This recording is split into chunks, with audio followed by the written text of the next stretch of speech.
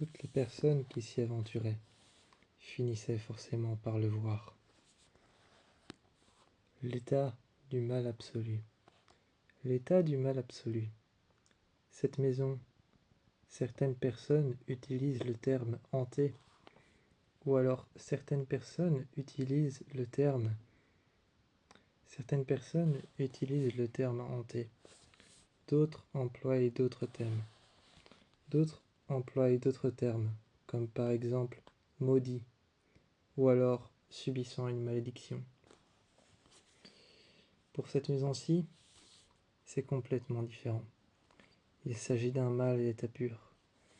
Il s'agit d'un mal à l'état pur qui s'empare de notre esprit, qui s'empare de nos pensées. Ce qu'on pense devient alors poussière. Ce qu'on ne pensait pas devient alors réalité.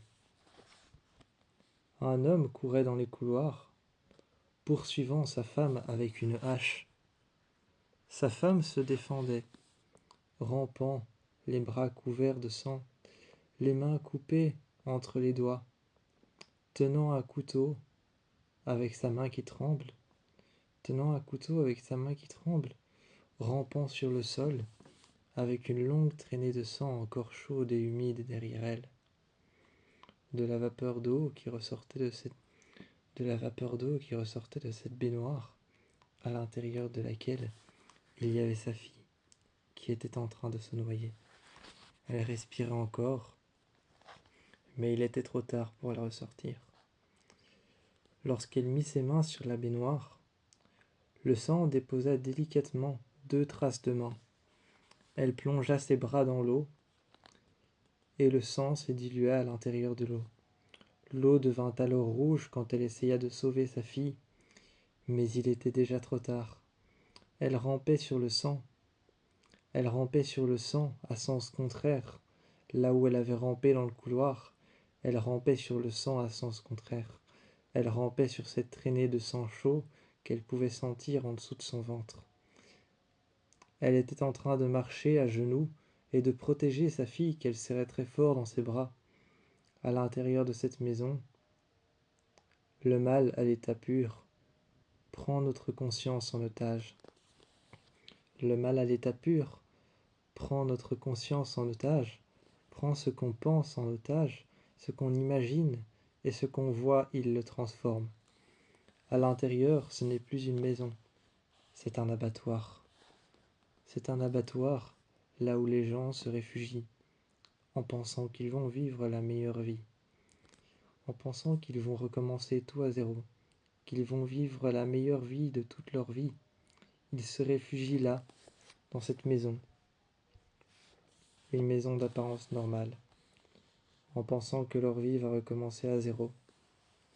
En pensant que leur vie va recommencer à zéro, ils se réfugient là.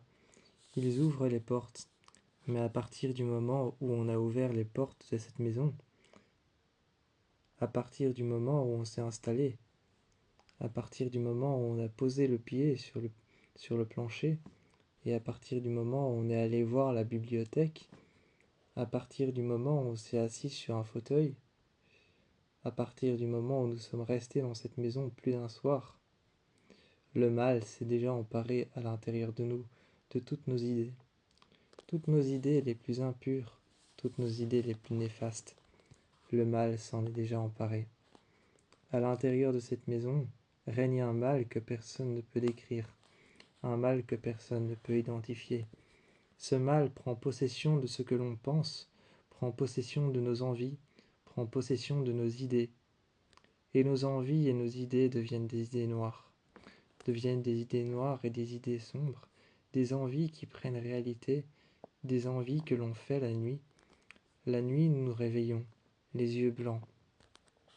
La nuit, nous nous réveillons, les yeux blancs, les yeux noirs, avec une petite lumière étincelante et vive dans les yeux.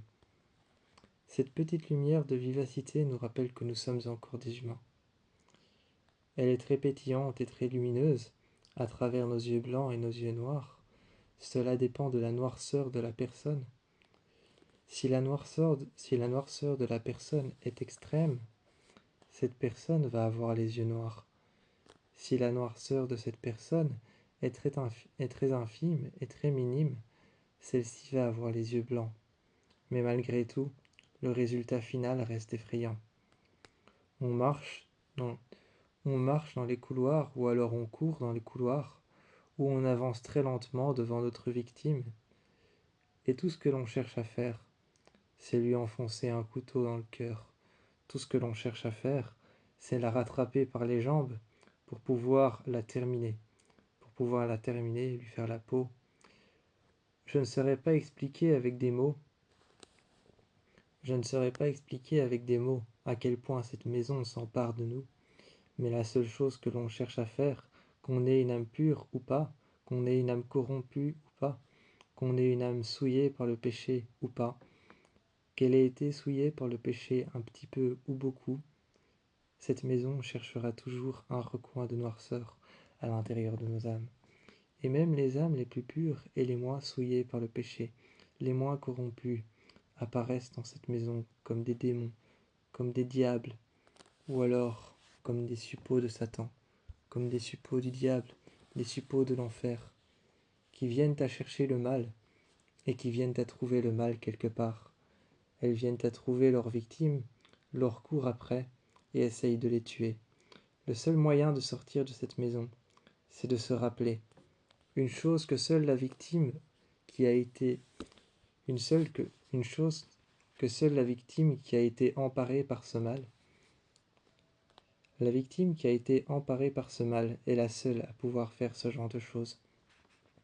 Le seul remède à ce mal, le seul remède à ce mal, le seul moyen de rompre la malédiction, ou alors le seul moyen de rompre la maison hantée.